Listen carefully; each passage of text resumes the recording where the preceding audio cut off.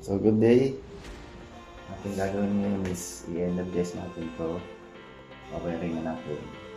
Then, tingnan natin yung function ng temperature controller na to.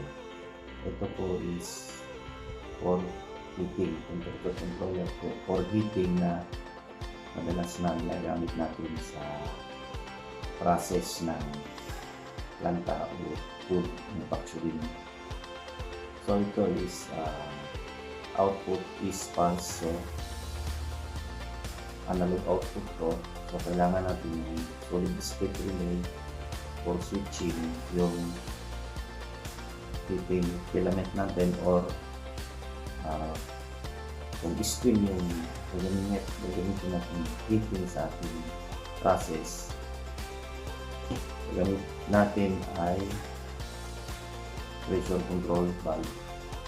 So yung output nito yung i-connect natin doon.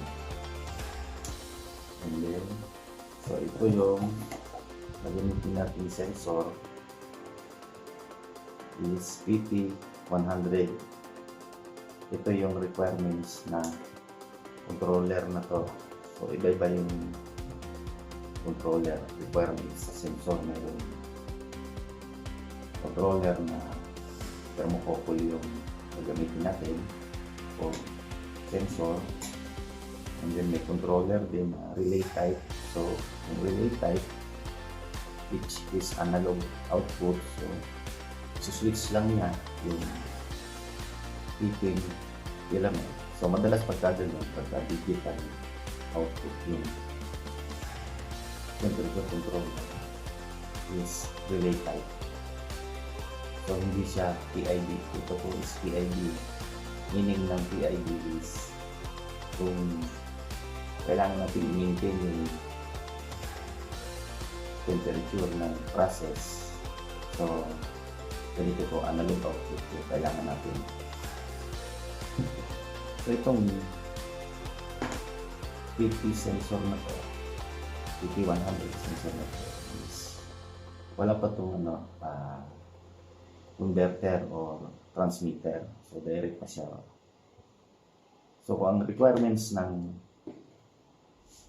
temperature controller is kailangan natin is yung input is converted to 420 milliampere. So kailangan natin lagyan ito ng converter na yung output na isa-sense nito, yung output na is to convert na directly to 420 milliampere. So kung sa PLC madalas ganun yung gamitin. Yung PLC yung control na gagamitin natin sa heating process. Ito wala pa. So importante yung requirements ng temperature controller sa sensor na gagamitin. So itong SSR is mag-input na 3 to 32 volt DC. So ito yung ibibigay nito yung signal. Iba to dito, and then si-switch niya yung heater or control valve. So ngayon wala naman tayong heater na nagagamit na control valve. So for demonstration, ito na lang po muna yung gagamitin natin para makita natin yung switching nito. So ito yung diagram, for example sa tank, heating tank, may ito sa process to. Kung yung liquid dito, material dito is kailangan ng stable temperature, so ito yung magpo-control. So okay, ating wiringan natin para, and then i-base natin para makita natin yung process, hindi makita natin paano ba gumana natin. So for demonstration lang to, dito lang muna valve muna yung gamit natin, LED valve only. Okay, balik na natin sa plug.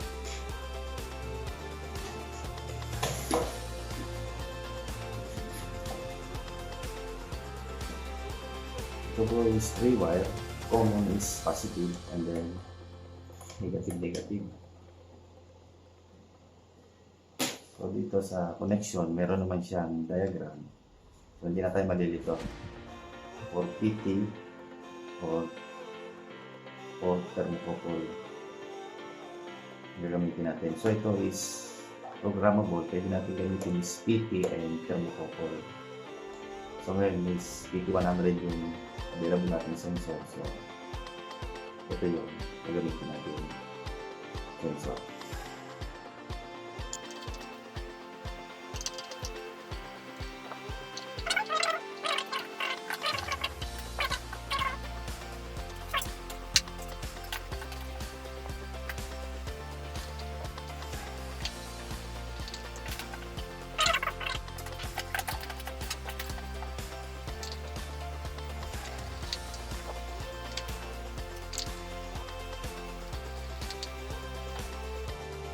So itong switch is dito tayo sa output.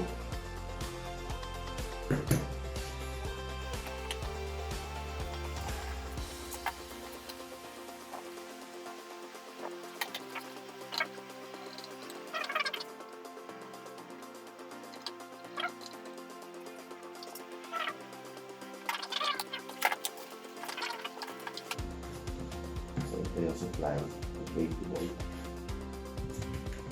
So, assuming natin na heater to o control valve.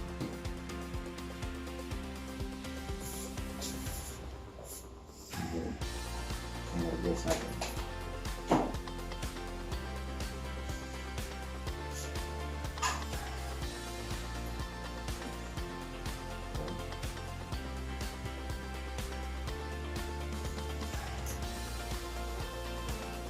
So, explain ko lang. Ito is yung set value. And then ito yung actual value o process value. So, ito yung temperature ng process natin o ng material natin na sinesense nito na binabato dito. So, ngayon is na-sense sa set value is 30 degree Celsius. Bali, ang unit nito is degree Celsius. So ngayon nasi-sense niya is same ng set point natin. So hindi siya mag-energize yung solid state relay. So baguhin natin ang ang set point value. Sample gawin natin 40 set. So, makikita nyo nagbabato siya ng signal dito. So sinuswitch niya yung devices na heater or control valve para magbigay siya ng init. Sinuswitch niya. So medyo malapit lang yung distansya ng set value natin sa process value o sa actual value. Kaya ganito yung signal na binibigay niya. Kasi PI dito. So ini-maintain lang niya. Kasi kung heater yan, tapos ini-maintain niya ng switch, mag-a-alarm, tataas bigla yung process, yung init. So hindi na siya mag-a-alarm na to. So ngayon is PI dito, so pulse lang yung binibigay na signal yun para ma-energize yung heater or control valve kung steam yung gagamitin natin devices. So try natin na taasan natin yung set value.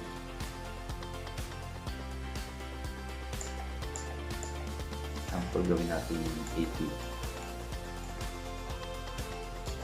Okay, set. Ayun. Makikita nyo. So, tinasa natin yung set value to 80 degree. So, nag-switch siya.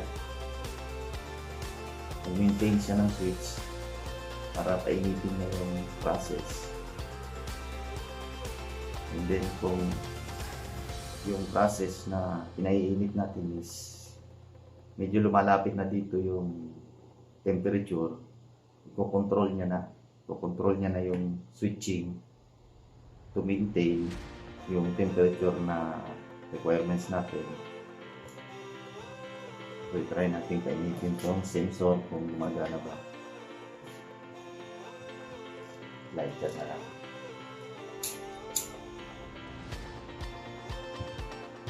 Yan.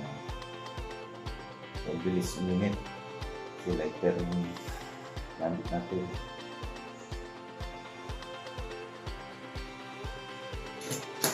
Demo lang to. So, yan. Kung lumalapit na yung temperature sa set value natin, binabalance niya na yung switching. So, meaning,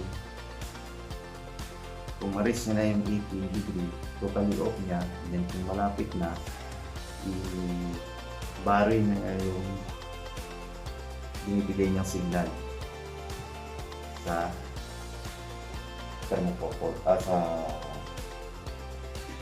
solid state relay. So, ganito yung process ng temperature controller. So, ito is PID na temperature controller, and then meron ding relay type. So, ganito lang kadali yung pag-wiring niya sa process. And then, yung requirements ng temperature controller. So, kailangan yung device na gagamitin is fix sa kanyang hinihingi requirements. And then, ito is for heating. So, meron din for cooling na temperature sensors. Pero, same principle, same ang wiring, same na. Ang nagkakaiba lang is siya is for cooling. And then, ito is for heating. Sa mga machine na merong ganito yung process niya. Kailangan siyang painitin. And then kung ma-meet na natin yung requirements na temperature, so i-maintain niya na yung temperature niya. So automatic controller to. So okay.